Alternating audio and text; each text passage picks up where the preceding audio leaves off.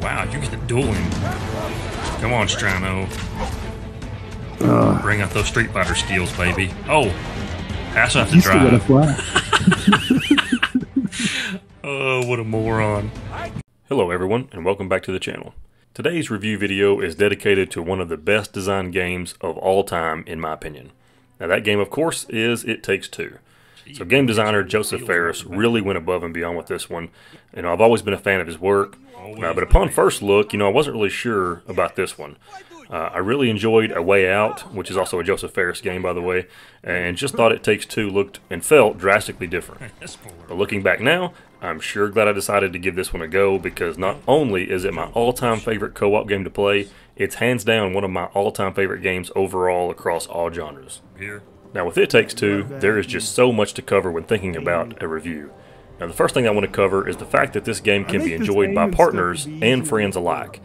So I'm sure most of you know the plot is based around a couple that is looking at divorce. Now the game is definitely enjoyable to play with your significant other, as I feel you can connect with the story better, but however the game is just as much fun to play with a friend.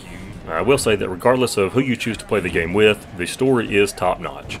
The writers really give you an in-depth look at the lives of the characters and the challenges they face as a couple, which I think we can all relate to in some fashion. Now also, the cutscenes give us more details about the characters and help explain the story better. They just really flow smoothly throughout the game and just make the overall experience better. Now next I want to discuss the overall world design and graphical detail that you can expect from the game. Now the environments we get to explore range from things found in the attic, to the lush garden, to the outside of the workshop, inside of a snow globe, and just so much more.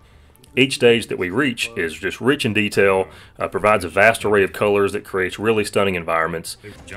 And as we move through the game, we can find ourselves riding on the back of a beetle, battling wasps, skating around the snow globe, duking it out with our tools, just many other unique encounters in the game that I've personally never seen before. And now speaking of these encounters, the gameplay they provide us is just so much fun. So the basis for the game is, of course, making the characters work together in order to find a solution or work around the different puzzles. So for example, during the wasp stage, Cody is armed with a sap gun that fires exploding sap, while May must use her gun to detonate the sap. Now the sap from Cody's gun will also weigh down certain objects to help May traverse certain areas. Now another example is during the workshop stage, May has access to a hammer, while Cody must shoot nails at certain objects to hold them in place. There's even a stage where the characters are involved in a dungeon type environment with like RPG type abilities. So it's really a fun game. There's so many unique things that's going on. Each puzzle is really unique and offers up different mechanics that we must master in order to proceed. I felt that each stage was very unique, the playstyle needed was different, which made the overall game very refreshing to me, and I'm sure you guys as well. And to go along with the stellar gameplay, the game creators also gave us several different mini-games to play along the way.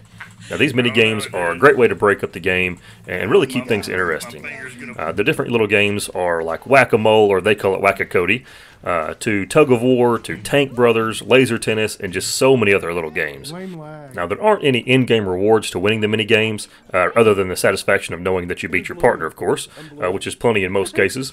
The mini-games are very simple to play and typically only take a minute or two to play through them, but they are so worth it. So we know the gameplay is great, and the mini-games are a lot of fun, the graphics are great, but how about the boss fights? So at the end of each stage, there is a boss fight that we must overcome in order to move forward. Now just like the overall gameplay throughout the game, each boss fight has different mechanics that we must use to figure out in order to best our opponent. Now the boss as well also has unique moves and mechanics that we must figure out as we dodge their moves or attempt to damage them and defeat them. So the controls for the game are really very simple.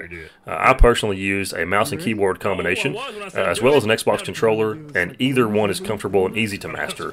The game isn't really difficult to learn or to beat, but it may take a little bit of time to figure out the different puzzles that we're faced with. Now I know when playing through the game the first time, there were a few spots that just had us scratching our heads for a bit until we managed to work out the details, the mechanics, or whatever we needed to do to move forward.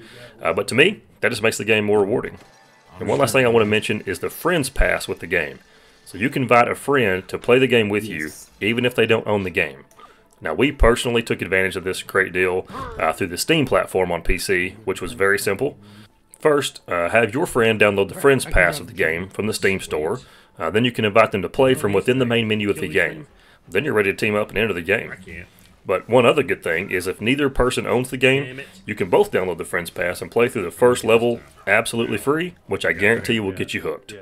It Takes Two is truly one of the most rewarding games that I've ever played. It's a true co-op game that requires both players to work together, in order to move through the game. I know when Strano and I played the game, we had a lot of fun and truly enjoyed the experience from the opening scene to the ending credits. Now, if you enjoy co-op games, or games with a good story, or good games with mechanics and puzzles to figure out, this game has it all. I really think you'll be pleased with how this game is, and it's one of those games that's just really hard to stop playing once you get started. Now, for me, guys, I'd give this game a full 25 out of 25. I'll kind of leave the breakdown below in the description on how I broke it all down, and I definitely recommend this game to everyone. So, if you've not played It Takes Two, you love co-op games, or just something that's a little bit different from what you're used to playing, I definitely recommend giving it a try, guys. Have a great day. Oh, come on, man. That's kind of pierce you with a nail. Yeah, do be. Ooh. Helping. Nice.